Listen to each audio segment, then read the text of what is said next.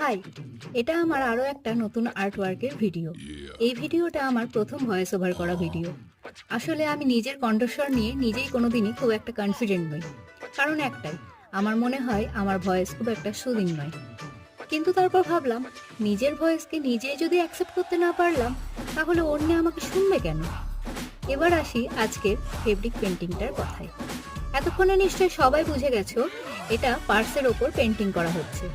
আমি এটা বানাচ্ছিলাম আমার মাকে গিফট করবো বলে। অলংকৃতি নামের এক পেজ থেকে আমি এই ক্যানভাস পার্সটা অর্ডার করেছিলাম।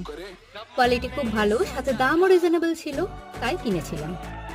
আর কালারগুলো ক্যামেলের ফেব্রিক বা অ্যাক্রিলিক কালার। দেখে হয়তো অনেকে এটাও এতক্ষণে বুঝতে পারছো, পেন্টিংটা মধুমণি বা মিথিলা মোটিভস দিয়ে করা। আশা করি তোমাদের ভালো লাগবে ভিডিওটা।